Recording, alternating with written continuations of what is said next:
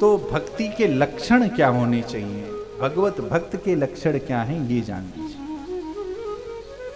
देखिए, भगवत भक्त वही है जिसके जीवन में 3 स्वभाव हों।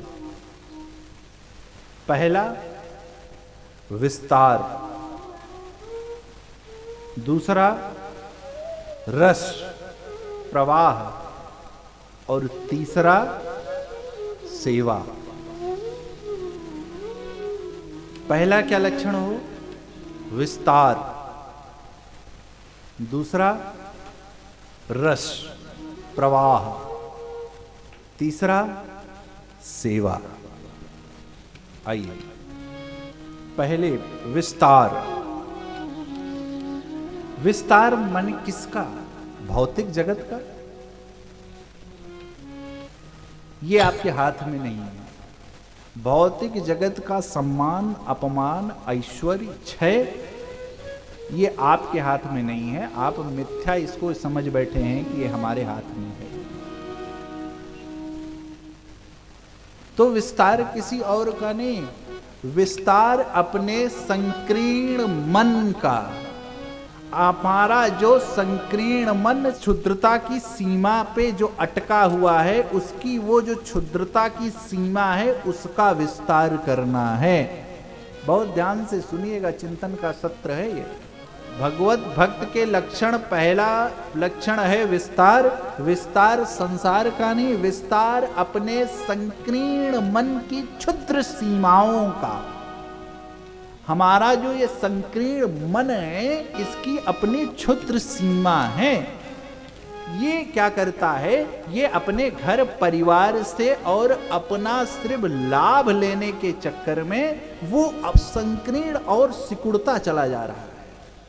जो भगवत भक्त होते हैं वो अपने इस संकीर्ण मन की सीमाओं का विस्तार करते रहते हैं, क्योंकि सब खेल मन का है। जैसा आपका मस्तिष्क होता है वैसे आपका स्वभाव होता है। जैसे आपके मस्तिष्क में जो विचार उत्पन्न होते हैं, जैसा विचार उत्पन्न होता है, जैसी क्रिया आपके मस्तिष्क में उत्पन्न होती है, आपका जीवन वही है। आपका जीवन सूट बूट नहीं है। आपके मस्तिष्क में क्या चल रहा है, ये आपके जीवन में परिलक्षित होता है। और ग्रंथ कह रहे हैं, शास्त्र कह रहे हैं, श्रेष्ठ कह रहे हैं। और तो और यदि आपको श्रेष्ठ लक्ष्य प्राप्त करना है, जिसे हम आज की भाषा में इंटेलेक्ट कहते हैं, आज हम अपने इंटेलेक्ट को जब तक नहीं बढ़ाएंगे तब तक आप कोई श्रेष्ठ लक्ष्य निर्धारित नहीं कर सकते। क्योंकि एक ही साथ में, एक ही मां से, एक ही परिवार में जन्मे हुए 2 बच्चे पृथक पृथक दिशा में आगे बढ़ते हैं। वही संस्कार, वही डीएनए और वही चीज। क्यों? क्योंकि जिसने अपने मन के मस्तिष्क में बैठे हुए संकीर्ण विचारों का जब तक चिंतन नहीं किया और उस संकीर्ण विचारों को जब तक अपने जीवन, अपने मस्तिष्क, अपने मन से, अपनी बुद्धि से, अपने इंटेलेक्ट से जब तक बाहर नहीं किया, तब तक वो मस्तिष्क का प्रदूषण उसको प्रभावित करता रहता है। एक प्रदूषण आपके शारीरिक रोग बढ़ाता है, और जो हम काम, क्रोध, मद, मोह, लोभ, ईर्षा, दंभ, द्वेष, ये क्या है? ये आपके मस्तिष्क और मन के प्रदूषण हैं। और आपके मस्तिष्क और मन के प्रदूषण को ओवरकम करने के लिए इसमें कुछ और नहीं, भगवान के नाम के, भगवान की प्रेम भरी भक्ति के 2 बूंद डालने की आवश्यकता है। जिस दिन आपने इस मस्तिष्क में भगवान के नाम की रस, प्रभु का गुणानुवाद, लोगों के कल्याण का चिंतन करने लगेंगे, अब लोगों के समाज के चिंतन। क्योंकि देखिए, भक्त क्या करता है? भक्त वही है जिसके जीवन में मानव सभ्यता के कल्याण करने का विचार उत्पन्न हो गया, जिसके जीवन में मानव सभ्यता के कल्याण करने के लिए विचार और उसके प्रयास में जो लग गया, वही श्रेष्ठ भक्त है। और ये जो मन का प्रदूषण है, जो आपको नित्य प्रतिदिन परेशान कर रहा है, ये मन का प्रदूषण जब तक नहीं जाएगा तब तक बाहरी प्रदूषण आएगा जाएगा। ये मन का प्रदूषण माई बाप तभी जाएगा जब आपके मन में, आपके हृदय में, आपके ओठों पर, आपके कंठ पर कोई और नहीं, मेरे सिर्फ साक्षात मेरे ईश्वर का गुणगान आ जाएगा।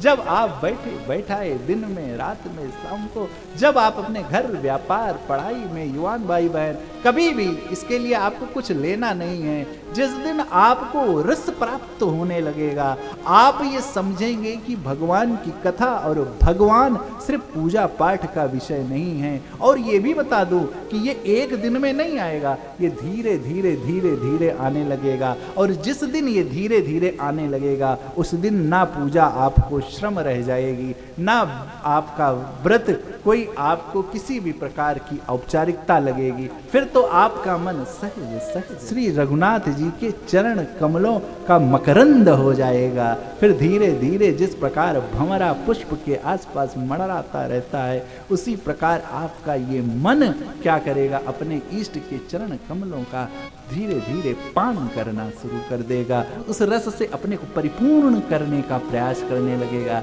अपने को रसास्वादन कराने लगेगा उस अमृत से।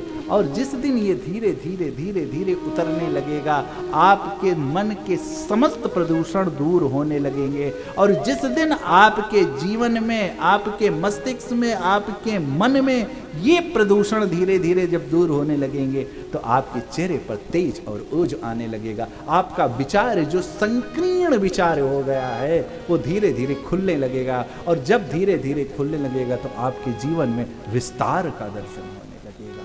और जिसके जीवन में विस्तार का दर्शन हो रहा है, जिसके जीवन में विस्तार है, जिसके जीवन में परोपकार है, जिसके जीवन में प्राणी मात्र के कल्याण करने की इच्छा है, प्रभु साक्षात फिर उसको कहीं जाने की आवश्यकता नहीं होती है। प्रभु साक्षात उसके पास प्रभु हैं कहां नहीं। प्रभु तो सर्व हरि व्यापक हर जगह है। प्रेम एक शब्द लिखा, हूं तो हर जगह, परंतु प्राप्त कौन कर सकता है? प्रेम ते प्रगट हो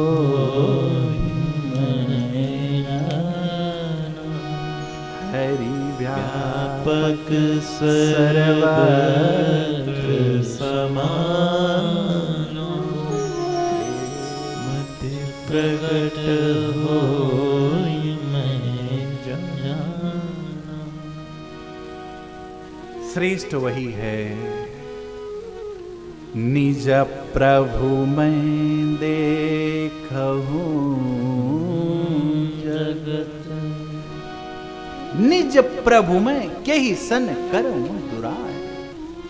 देखिए, संसारी हम आप लोग श्रेष्ठ से तो रख सकते हैं भेदभाव या दुर्भावना, परंतु श्रेष्ठ वही है जो दूसरे के प्रति कोई दुर्भावना न रखे। समाज श्रेष्ठ के प्रति रखता है, ये इतिहास है। क्यों? क्योंकि अभी उसका प्रारब्ध इतना ऊपर नहीं हुआ, अभी उसका प्रारब्ध अभी दबा हुआ है, और हो सकता हो कि ये जन्म भर दबा रहे। और जब आपको रघुनाथ जी की कथा सुहा रही है, तो आप ये मानो भैया कि अब बस आप प्रभु के सन्निकट हैं। धीरे धीरे आपको प्रभु की शरणागति हो गई, क्योंकि ऐसे किसी को भगवान की कथा सुहाती नहीं। और कहें अति हरि कृपा जाई पर हो। और यहीं बैठे हुए लोग, यहीं फ्लैट, आपके तथाकथित 10-15 करोड़ का जो फ्लैट है, इसी से निकल करके नहीं आ पाएंगे। क्यों? क्योंकि प्रारब्ध पकड़े हुए हैं। भगवान कह रहे हैं, अरे अरे वहां कहां तुम जाओगे, अभी चलो, अभी उस सुख से तुम वंचित हो, अभी तुम्हें वो सुख नहीं दे सकता मैं, वो रसामृत नहीं पिला सकता मैं। चलो चलो, अभी तो व्यापार में बढ़ो, आगे बढ़ो, अभी तो यही पुनरपि जन्मम में पड़े रहो, पुनरपि मरणम, इसी में लपटे रहो। अभी पोता नाती खिलाओ, इसी में चलते रहो, दुकान चलाते रहो, अभी नहीं। फिर अंत में आपका ही बेटा, आपका पोता आपकी चेकबुक ढूंढता है। क्यों करते रहोगे? करते ही हैं। जब तक दोगे तब तक पूजनीय होगे संसार में। जिस दिन देना बंद कर दिए, नोट कर लेना, लिख लेना, पापा आप बहुत दूध पीते हो, आप कमाए जितना कमाए नहीं उससे ज्यादा तो आपने गंवा दिया, अब चलो यहां से, अब चलो। वहां मेरे मित्र ने एक बड़ा सुंदर आश्रम खोल रखा है जहां पर दिव्य माता पिता की सेवा हो रही है, चलो भैया चलो। लिख लेना, निश्चित बता रहा हूं मैं आपको, ये संसार, अरे ये आपकी गलती नहीं, हमारे साथ नहीं, आपके साथ नहीं, ये संसार की रीति है। परंतु ये समझ भी उसी को आएगी भैया जिसने अब क्या किया, जिसने अपने इस संकीर्ण मन का विस्तार कर लिया, जिसने ये समझ लिया, जिसने क्या किया, अपने को जानने का प्रयास किया, जिसका दर्पण का मुख कहीं और नहीं अपनी ओर है। आज दर्पण दूसरे की ओर देखना चाहते हैं, हम दूसरे के जीवन को देखना चाहते हैं, हम अपने जीवन को नहीं देखना चाहते। मेघनाद के समय रावण भी बहुत उपदेश दे रहा था, पर उपदेश कुशल बहुतेरे जे आचरित नर न धरे।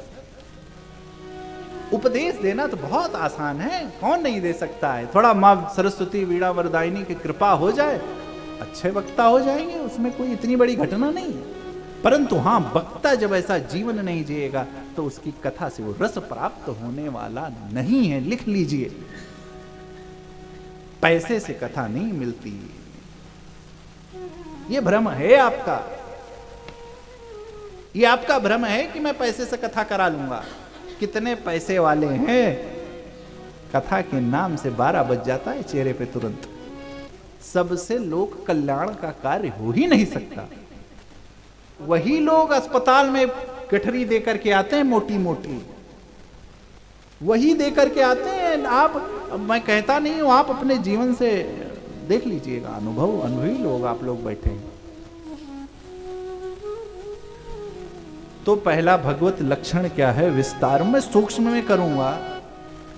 दूसरा जो भगवत लक्षण है, विस्तार किसका बता दूं, मन का विस्तार। मन में शुभ विचार आए, मन में शुभ संकल्प आए, आपके मस्तिष्क में, आपकी बुद्धि में शुभ संकल्प आए। आपके पैसे का विस्तार कीजिए, अच्छी बात है, परंतु मन का विस्तार अवश्य। क्यों? क्योंकि आज ये सैटेलाइट जैसे नहीं होता, ये सैटेलाइट हमारा मंद पड़ गया है, इसलिए हम इसमें नेटवर्क नहीं पकड़ पा रहे हैं। जब हम इस सैटेलाइट में शुभ विचार डाल देंगे, इसके प्रदूषण को साफ कर देंगे, तो आपको किसी के पास जाने की आवश्यकता नहीं। आपके जीवन में ऐसी ऐसी घटनाएं होती ही रहती हैं, हर किसी के जीवन में होती हैं, कि उन सब घटनाओं से आप शिक्षा प्राप्त करते हुए अपने जीवन को सुधारते चलते हैं, संवारते चलते हैं। परंतु शर्त एक ही है कि इसके प्रदूषण को खत्म करना है, और इसका प्रदूषण बिना भगवत भजन के नहीं होगा, जब तक आपके अंदर ये भाव नहीं आएगा, जब तक आप कारुणिक होकर अपने राघव को, अपने इष्ट को नहीं पुकारेंगे। और दूसरा लक्षण है, विस्तार के बाद दूसरा लक्षण है रस। रस ब्रह्म वाक्य है, रसो वैश्वः। भगवान कोई और नहीं है, भगवान रस स्वरूप है। अब आप कहेंगे कि रस कहां ढूंढने जाएं, क्योंकि इस संसार में तो सब रो ही रहे हैं। तो भैया रस कहीं और ढूंढने नहीं, उमंग कहीं और ढूंढने नहीं, आनंद कहीं और ढूंढने नहीं, आप अपने अंदर ही वो उमंग और आनंद पैदा कर लेंगे। कब? जब पहला वाला विस्तार कर लेंगे अपने संकीर्ण मन का, तो फिर आपको अपने जीवन में ही आनंद आने लगेगा। आपको अपने जीवन से ही वो खुशबू, वो आनंद, वो मधुर मधुर, आहा। देखिए, श्रेष्ठ जो हुए, वो चाहे बुद्ध जी हो, चाहे महावीर जी हो, चाहे जो हो, चाहे मानस तुलसीदास जी हो, चाहे वाल्मीकि जी हो, चाहे जितने श्रेष्ठ हो, स्वामी विवेकानंद जी हो, श्रेष्ठ महापुरुष जितने भी हुए हैं, उन्होंने आनंद सुख कहीं और नहीं ढूंढा, उन्होंने अपने अंदर ही स्वांत सुखाय तुलसी रघुनाथ गाथा, स्वांत सुखाय तुलसी रघुनाथ गाथा। किसके लिए? स्वांत सुखाय, स्वसुख के लिए ही उन्होंने अपने जीवन का प्रसार किया, अपने जीवन का प्रवाह किया, और परिणाम क्या हुआ, उनको अपने जीवन से ही आनंद आने लगेगा। आप अपने ही जीवन से आनंद प्राप्त करने लगेंगे। फिर क्या होगा, आपका ये जो मन जो साफ हुआ है वो कहां ले जाएगा, जो आनंद सिंधु सुख राशि। क्योंकि भागवत जी कहते हैं, पीवत भागवतम रसमलायम मुहुर्रो रसिका भुवि भावका। पीवत भागवतम रसमलायम मुहुर्रो रसिका भुवि भावुका भुवि भावुका। पिबत भागवतम, वो रस कहाँ है, वो रस कहीं और नहीं है। अरे सुंदर, मुहुर्रो रसिका, उसमें जो रस आप ढूंढना चाहते हैं वो रस पहली बात तो आपके अंदर है, और जब आप अपने मन का विस्तार कर लेंगे तो क्या होगा, आपका सहज मन, आपकी सहज बुद्धि आपको उस रस के पास पहुंचा देगी। और वो रस कहाँ है, तो जो आनंद सिंधु सुख राशि। दूसरा, पीवत भागवतम रसमलायम। क्या कहते हैं, पीवत भागवतम, इसमें जिस प्रकार एक फल है, मुहुर्रो को अभिप्राय, जो जैसे फल में एक होता है, कुछ त्याज्य होता है, कुछ ग्रहणीय होता है, परंतु ये जो भागवत रूपी फल है इसमें कोई त्याज्य है ही नहीं। पीवत भागवतम, इसको जितना नित्य पिएंगे, नित्य पिएंगे, नित्य पिएंगे, नित्य पिएंगे, उसको उतना नित्य आपके जीवन में रस होगा। और कैसा रस, सुखदेव जी कह रहे हैं, मुहुर्रो को रसिका, क्या भुवि भावुका, उसको आप जितना पिएंगे पिएंगे जितना पिएंगे माई बात, उतना आनंद आएगा। और वो आनंद कब आएगा, जब आपका संकीर्ण मन, ये जो आज कहें तो काम क्रोध, जितने भी लोभ लालच मद मोह दंभ आदि जितने भी कहें तो सांसारिक रोग हैं, इनसे जो ग्रसित है, जब तक आप इसको इससे नहीं छुड़ाएंगे तब तक वो रस प्राप्त नहीं कर सकते। और वो मैं ये नहीं कह रहा हूं, मेरे प्रभु जब आंगन में विचर रहे हैं ना दशरथ जी के, सोचिए रूप रहा, जो ब्रह्म है उनको कितना कष्ट सहना पड़ा, और किसके लिए, विप्रधेनु सुर संतहित लीन मनुज अवतार। हम कितना स्वार्थी हो गए हैं, हमारे साथ कोई एक कर्म कर देता है तो हम जिंदगी भर धन्यवाद धन्यवाद देते नहीं फिरते।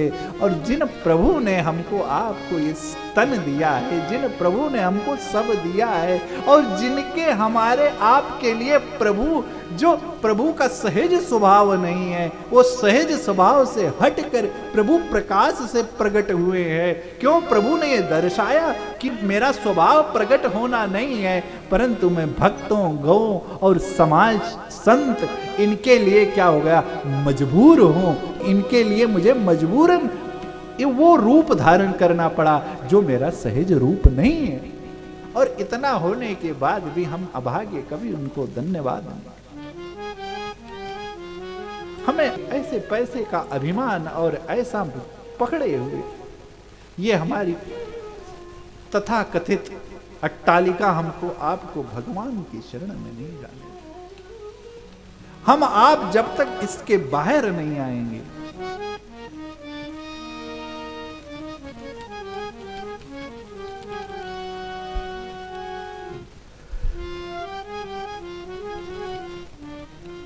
तब तक हम प्रभु को नहीं प्राप्त कर सकते। आपकी तथा कथित मर्सिडीज BMW आपको भव पार से नहीं लगा, अंत में कोई आपके साथ नहीं जाएगा। इस संसार का नियम है कि बदबू आ रही है शरीर से। 24 घंटे से ज्यादा अपने घर में आपका वो जो लाडला बेटा है ना, आपका जो लाडला परिवार है और आपका जो अतिशय प्रेमी पैसा है ना, जिसने आपको कभी इनके सन्मुख नहीं होने दिया, वो भी 24 घंटे से ज्यादा आपको नहीं झेल पाएगा।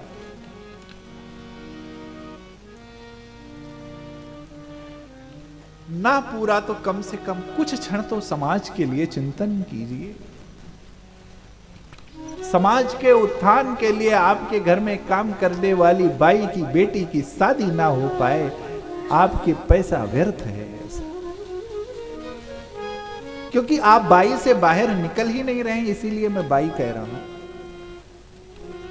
आपके कर्मचारी, आपके काम करने वाले घरों जो भी लोग हैं, आपको भगवान ने सामर्थ्यवान बनाया है, उनके रहते आप उनके जीवन में कष्ट हो रहा है, वो भूखे सो रहे हैं, व्यर्थ है आपका पैसा। आपसे भी पैसे वाले आए और आपसे भी पैसे वाले चले गए, लेकिन उन्हीं का नाम स्वर्ण अक्षरों में लिखा गया जिन्होंने अपने जीवन को देखा और अपने जीवन को संवारने का प्रयास किया। बहुत पैसे वाले आए, आपसे भी बड़े पैसे वाले हैं, ये आपका भ्रम है। आप निकलोगे तो पता चलेगा आपके पास 100 करोड़ है तो दूसरे वाले के पास 500 करोड़ है, 500 करोड़ वाला 1000 करोड़ है, फिर 1000 के बाद 5000 करोड़ है। आप जैसे जैसे निकलोगे, क्यों? क्योंकि इस संसार की कोई सीमा नहीं है और इस संसार में कोई पूर्ण नहीं है। पूर्ण कोई है तो वो परब्रह्म परमात्मा ही है। और परब्रह्म परमात्मा की स्थिति देखिए, परब्रह्म परमात्मा कहीं और नहीं, अपनी ही परछाई देखकर मेरे प्रभु आंगन में विहार करके आनंद ले रहे हैं। अभिप्राय कि परब्रह्म परमात्मा भी अपने में ही आनंद की अवस्था का अनुमोदन करता है कि आप अपने जीवन में अपने अंदर ही वो आनंद खोजिए, और वो आनंद कहीं और नहीं है, आपके जीवन में आपके अंदर ही वो आनंद है। दशरथ जी के आंगन में रूप के रास घन श्याम मेरे राघव ठुमुक ठुमुक चलते हैं, और कुछ और नहीं। काक भुषुंडी जी कह रहे हैं कि निज प्रतिबिंब, अपने ही प्रतिबिंब को देखकर मेरे प्रभु आनंदित हो रहे हैं। निज प्रतिबिंब प्रमाण है कि आप अपने अंदर ही वो आनंद खोजिए, धीरे धीरे आएगा। तो पहला लक्षण विस्तार संकीर्ण मन का, दूसरा रस प्रवाह अपने अंदर, और तीसरा लक्षण होए सेवा। सेवा कठिन है। सेवा व्यापार नहीं, स्वार्थ नहीं, क्योंकि कुछ लेकर के कुछ देना, कुछ करना, कुछ उम्मीद रखना, ये सेवा नहीं है, ये आपके मन का भ्रम है, इसको कहते हैं व्यापार। बेटे को आप कुछ कर रहे हैं, उससे यही उम्मीद लगाए हैं कि हमारी सेवा करेगा। बेटा बाप से ले रहा है, वो तो हक मांग कर ही लेता है। आजकल बड़े लोगों के बच्चे तो और थप्पड़ मार के ले लेते हैं कि पापा जाएंगे, अब कहाँ जाएंगे, अब तो मैं जय जय करके आऊँ, करेंगे तो कहाँ जाएंगे, किससे कहेंगे, अंकल से कहेंगे तो उनकी बेइज्जती होगी पापा की। अब तो और एडवांस हो गया, और जो बचा कुचा था वो मोबाइल ने दे दिया, राहु ने, वो और खत्म कर दिया। तो भैया ऐसे बच्चों को तत्काल घर से बाहर कीजिए, पहला काम तुरंत कीजिए, क्योंकि ये आपके लिए घातक ही हैं, ये आपके सरदर्द ही जीवन भर रहेंगे अंतिम समय तक। इनको तो तुरंत तत्काल पहले घर से बाहर कीजिए। पूत कपूत तो काधन संचय, और पूत सपूत तो काधन संचय, तुरंत बाहर कीजिए। अब मन को कठोर कीजिए, 1 महीने में ये दुरुस्त होकर के आपके पास आएंगे, चरण वंदना करेंगे आपकी। 1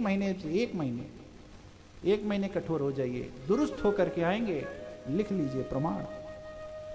और फिर नहीं तो फिर आप भैया क्या कहें, आपकी स्थिति है, बड़े लोग हैं।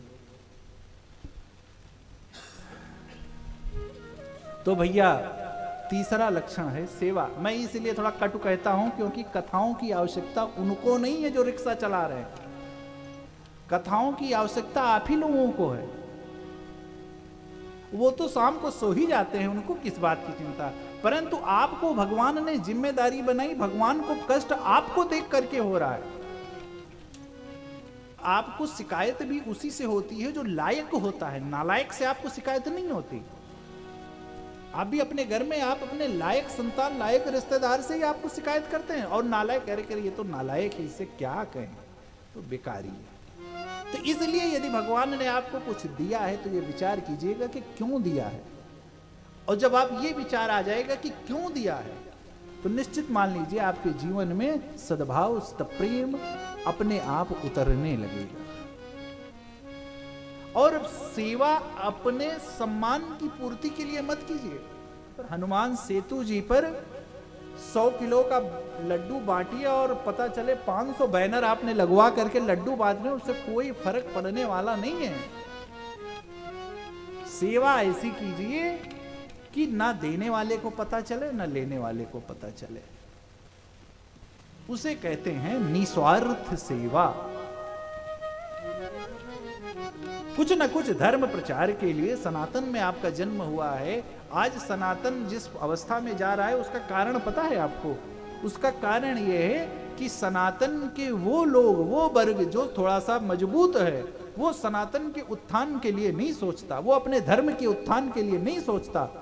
और दूसरा धर्म इसलिए तेजी से बढ़ रहा है क्योंकि उस वर्ग के लोग जिनको सबल हैं वो उसके प्रचार प्रसार के लिए अपना सर्वस्व न्यौछावर करने को तैयार है।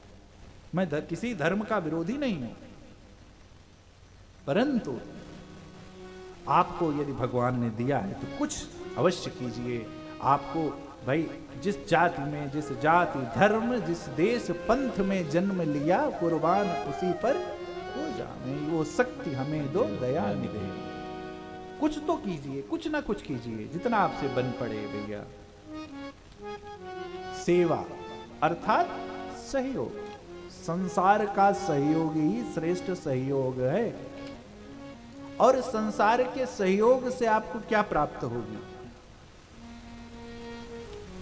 सबसे पहले तो सहयोग समझने। देखिए, जीवन में आपके अच्छे संबंध नहीं रहेंगे तो आपका एकाकी पौरुष पुरुषार्थ धरा का धरा रह जाएगा। आपके जीवन में अच्छे संबंध नहीं रहे तो आपका एकाकी पुरुषार्थ धरा का धरा रह जाएगा।